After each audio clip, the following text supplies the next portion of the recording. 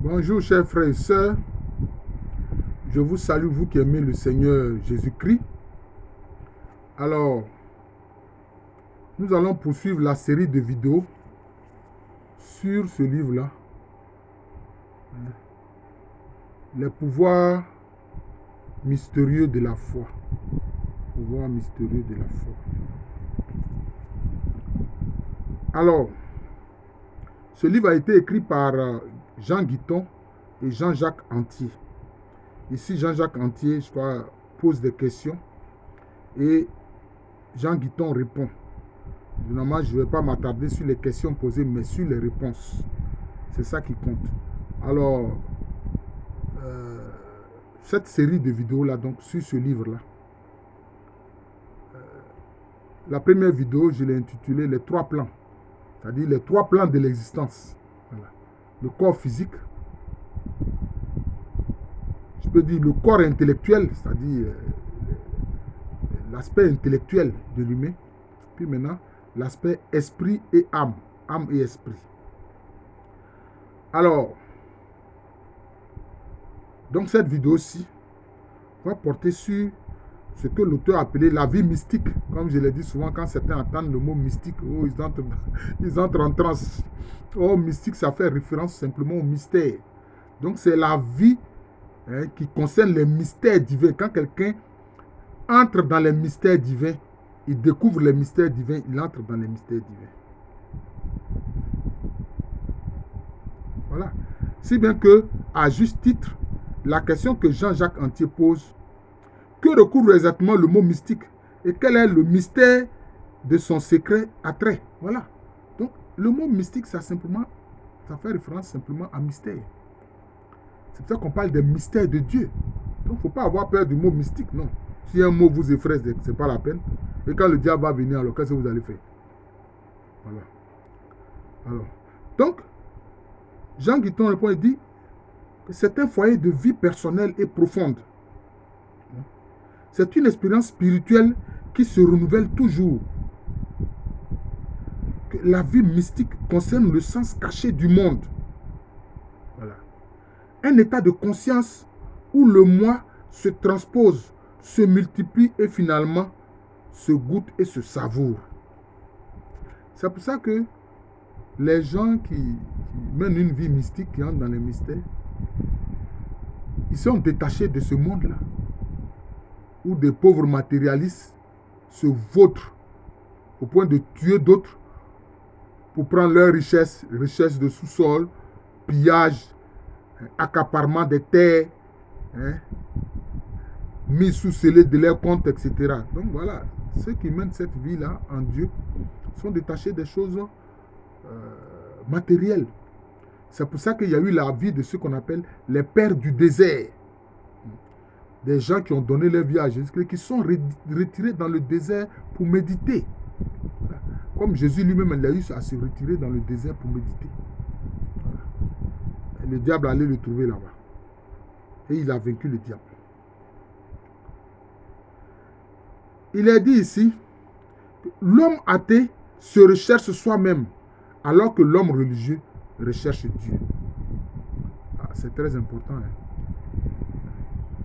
L'homme athée, lui, il se recherche lui-même. Comme les Ivoiriens disent, je me cherche. Voilà. L'homme athée, lui, c'est lui-même. Tout est centré sur lui-même. Cela, en fait, c'est de l'égoïsme. Mais l'homme religieux, lui, recherche Dieu. Et Dieu n'est pas une abstraction. C'est une réalité intérieure et supérieure à l'esprit de l'homme. Dieu, dit Jean Guiton, est une réalité intérieure et supérieure à l'esprit de l'homme. Oui. Il y a coexistence du moi et de Dieu. Tel est le message du judaïsme au monde que le christianisme a souligné en lettres incandescentes. C'est-à-dire que on voit que dans le christianisme, on met l'accent sur Dieu en nous. C'est pour ça que Saint Paul a dit Christ en nous, l'espérance de la gloire. Voilà. Parce que si tu t'arrêtes seulement à l'aspect extérieur, non. Voilà. Il y a des gens qui font des pratiques religieuses et ils voient Dieu en dehors d'eux. Non. Non. Dieu veut venir au-dedans de toi. Et il faut l'appeler pour qu'il vienne vivre au-dedans de toi. C'est pour ça que Christ a dit, celui qui croit en moi, demeure en moi et moi en lui. Voilà, c'est ça. Donc c'est un aspect intérieur. Voilà. C'est pour ça que Jean Guiton dit ici, il y a coexistence du moi et de Dieu. Bon, Jean-Jacques Antier dit, il y a une notion dualiste, il y a Dieu et moi. Bon, en fait, les deux se rejoignent. La créature se suspend sur un abîme ouvert. Elle est libre. Dieu écoute. Voilà, c'est ça. C'est comme ça. Voilà. La spiritualité est la recherche de Dieu par le raisonnement et la connaissance. L'amour aussi. Vous voyez. Donc, dans la spiritualité, dit Jean Guiton, on recherche Dieu par le raisonnement, la connaissance et l'amour. Ouais. Bon, le raisonnement, ça fait appel quand même à l'aspect, je peux dire, intellectuel. Parce que l'homme a un côté intellectuel. L'intellectuel, ce n'est pas forcément celui qui allait à l'école, non. C'est celui qui pose les postulats et qui réfléchit là-dessus. C'est cela. Voilà.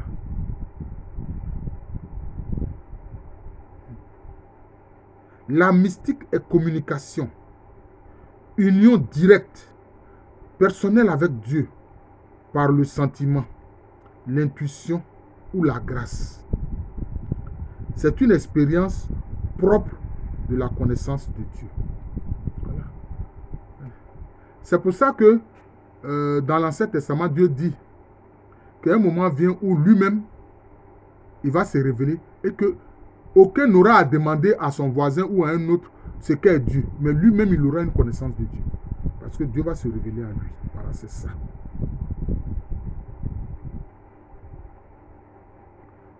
Avoir la foi, c'est ressentir au plus profond de son cœur une impression durable et bouleversante qui ne peut se comparer qu'à l'amour, qui est l'amour dans sa perfection et sa quintessence. Et là, ici, il souligne bien l'amour humain avec petit a, l'amour divin avec grand A. C'est-à-dire que toi, ton amour là, ton petit amour là, avec petit a là, va rencontrer l'amour de Dieu avec grand A. Parce que l'amour de Dieu est divin. C'est impersonnel. Voilà. Et c'est pour ça que vous pouvez voir l'hymne à l'amour que Paul a écrit, qu'on appelle aussi l'hymne à la charité. L'amour ne cherche pas son propre intérêt. Voilà, donc c'est ce que c'est dit. Ce sentiment religieux est indépendant du dogme, puisqu'on le retrouve dans toutes les religions de toutes les époques. Il n'est pas nécessairement lié à la croyance en Dieu, puisqu'on le retrouve aussi dans la branche athée du bouddhisme. Il n'est pas lié à l'idée de survie. Bon, le fait qu'ils disent branche athée du bouddhisme, je ne suis pas trop d'accord avec. Non. On ne doit pas parler de branche athée du bouddhisme. Le bouddhisme n'est pas un athéisme. Sur ce point, je ne suis pas d'accord avec lui. C'est pour ça que je vous ai dit que c'est un commentaire du livre que je fais. Parce que les bouddhistes, ils croient à quoi? Ils croient au nirvana. Le nirvana, c'est quoi? C'est un lieu de béatitude où on s'unit à la divinité. Voilà, c'est ça. Donc, on ne peut pas dire que le bouddhisme est athée. Mais les bouddhistes ne recherchent pas Dieu comme nous, les chrétiens, les musulmans ou les choses... Les juifs, on le fait, non. Pour eux, c'est quoi? Ils suivent les enseignements de Bouddha Gautama. Voilà, ils suivent les enseignements de Bouddha Gautama. Qui est quoi? Qui recherchent un détachement vis-à-vis des choses matérielles, des choses de la terre. Parce que Bouddha Gautama a expliqué que rechercher les choses de la terre, quand on les a pas, on ne les a pas, ça crée une frustration. Et ça rend malheureux. Donc, il faut s'en détacher. Il faut s'en détacher par la méditation. Voilà. Et cette méditation, c'est une quête de soi à l'intérieur. Vous voyez? C'est une quête de soi à l'intérieur. Voilà, c'est ça. Par exemple, ils ont découvert l'impermanence. Que rien n'est permanent sur Terre. Mais c'est dans le nirvana que tout est permanent. Mais sur Terre, rien n'est permanent. Les choses changent sans cesse. Voilà. Donc, c'est ça. Et on voit les anciennes statues de Bouddha en Thaïlande, en Birmanie et au Cambodge. Bon, la Birmanie, maintenant on appelle ça le Myanmar. Mais on représente Bouddha noir avec des cheveux crépus. Bouddha noir avec des cheveux crépus. Voilà. C'est cela. Voilà. Et aujourd'hui, bon, ils font d'autres statues de Bouddha. Ça, c'est leur affaire. Si ce sentiment religieux disparaît, peut demeurer la carcasse, les dogmes, les images, les souvenirs. Voilà. Rien ne peut remplacer le sentiment religieux. Rien ne peut remplacer le sentiment religieux. Le mystère caché, la bonté et le sens de chaque chose ne s'éteignent pas par la connaissance seule. Voilà, parce que la connaissance seule ne suffit pas. Les groupes dits mystiques, enfin, ce sont en fait des groupes ésotériques, pas mystiques, mais des groupes ésotériques, comme la Rose-Croix, la franc-maçonnerie et tous ces groupes-là, la Ekanka, etc. Et ils prétendent que c'est par la connaissance seule qu'on parvient à la réalisation. Oh non! La connaissance seule ne permet pas la réalisation. Tu peux avoir la connaissance et puis ne pas appliquer ce que tu connais. C'est ce qu'ils oublient. Tu peux avoir la connaissance et puis ne pas appliquer ce que tu connais. La connaissance qui ne s'associe pas à l'amour devient une tyrannie spirituelle. Voilà, ça devient une tyrannie spirituelle. Et Jean Guiton comprend cela et dit que non, que la connaissance seule ne suffit pas. Il faut encore un pari raisonnable, que tout est bon derrière le mal, que derrière les nuages, le doux soleil brille encore. Cette assurance est la foi, l'enthousiasme vous possède lorsque vous sentez le Dieu caché au fond du cœur, le principe qui vous anime et vous permet de créer. Voilà. C'est cela. Et ce que Dieu fait, c'est quoi? C'est répandre son amour en nous. C'est à quoi ça on dit quoi? Que le Saint-Esprit, c'est lui qui répand l'amour en nous. Et c'est lui qui nous donne la foi. La foi dont Jésus est l'auteur et le consommateur. C'est ça qu'il faut comprendre. Voilà. Les meilleures prières sont celles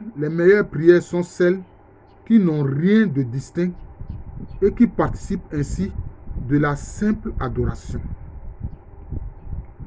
Elle m'a aussi appris à ne jamais séparer la vie de l'intelligence de la vie de l'âme.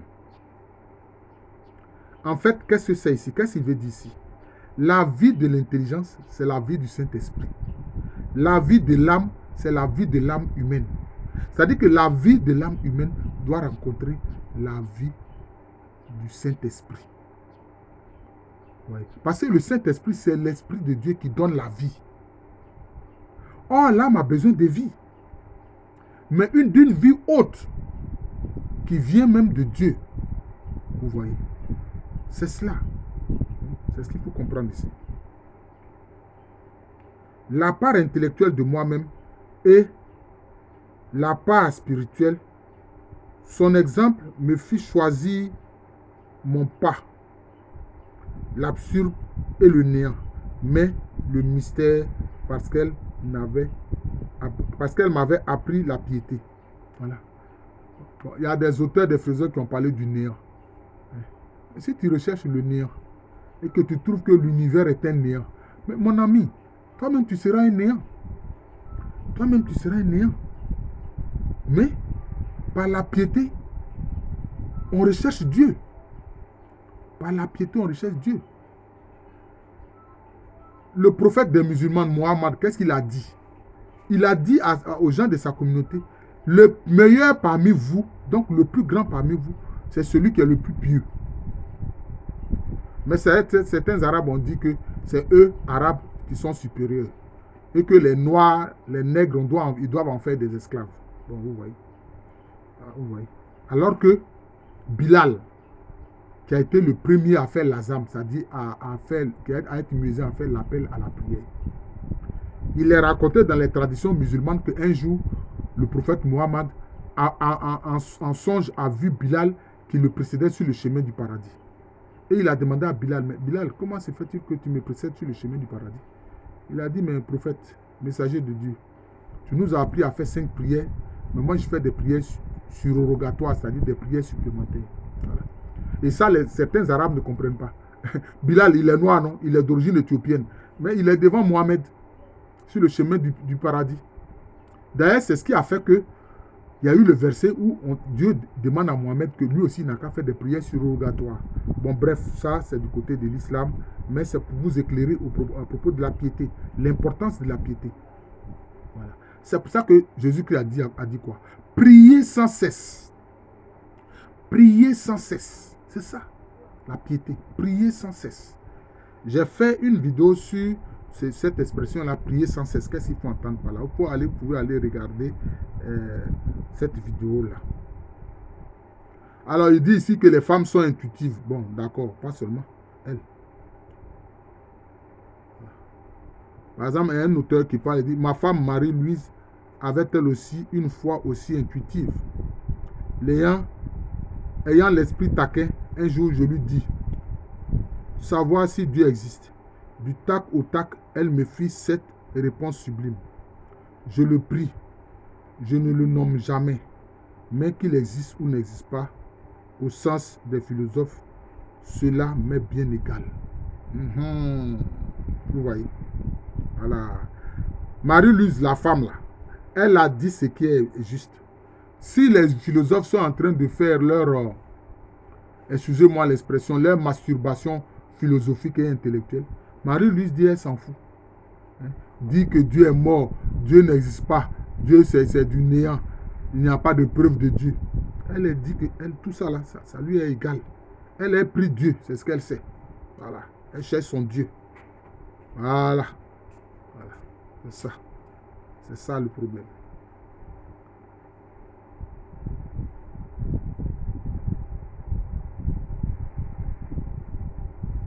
Voilà Victor Hugo.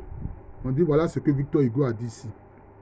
J'ai vécu souriant, toujours plus adouci, debout, main inclinée du côté du mystère, chantait Victor Hugo. C'est vrai, il a dit ça, mais il était raciste. Parce qu'il a dit que les Noirs sont inférieurs. Voilà, ça aussi, il était raciste. Voilà. Il faut qu'on se dise la vérité. Victor Hugo, il était un pauvre raciste. Et tu ne peux pas dire que tu connais Dieu et puis être raciste. Voilà. Surtout que l'homme blanc, là, l'homme de Cro-Magnon, là, il descend du noir, qui est l'homme de Grimaldi. Quand l'homme noir est allé en Europe, là, on appelle l'homme de Grimaldi. C'est de lui qu'est descendu l'ancêtre des blancs qu'on appelle l'homme de Cro-Magnon. Voilà, il faut savoir ça.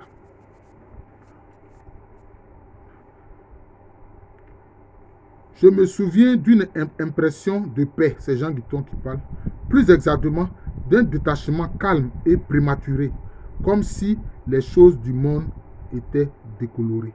Vous voyez? Donc, ça veut dire que celui qui recherche Dieu, comme il le dit là, les choses du monde sont décolorées. Les choses du monde n'ont plus d'attrait pour lui. Voilà. Les choses du monde n'ont plus d'attrait pour lui. Ce qui le préoccupe, c'est les choses de Dieu. C'est pour ça que Paul a dit, jetez le regard vers le ciel où est le Christ. Voilà. Mais le ciel, c'est quoi? Il faut entendre le trône de Dieu. Quand on vous dit ciel, là, il faut entendre le trône de Dieu. Le trône de Dieu. Voilà. Il dit qu'il faut jeter le regard vers le trône de Dieu où est le Christ. Voilà. C'est là-bas. Et non pas se vautrer sur les choses terrestres. À partir de ce moment-là, que quelqu'un ait une limousine, que quelqu'un ait 40 immeubles de 10 étages, toi, ce n'est pas ton problème. Et alors, la jalousie ne fait plus partie de ton univers. La jalousie ne fait plus partie de ton univers. Et qu'est-ce que tu recherches alors? La simplicité. C'est ce qu'il dit ici. Tu recherches la simplicité. Alors, il fallut faire un acte de liberté. Choisir entre le néant, cette absurdité et le mystère. Voilà. Donc, ce que Jean Guiton dit ici, il met comme deux choses devant toi. Comme on dit, Dieu a dit, je mets devant toi la vie et la mort et je t'exhorte à choisir la vie. La vie qui vient de Dieu. Parce que c'est Dieu, le Saint-Esprit qui donne la vie. Voilà. Lui, il dit ici, Guiton dit, tu dois choisir entre le néant et le mystère. Voilà. Le néant et le mystère. C'est dans le mystère, dans la quête du mystère que tu trouveras Dieu. Dans le néant, tu trouveras ta perte. Dans le néant, tu vas trouver ta perte. C'est aussi, comme il dit, le combat entre la foi et l'incrédulité.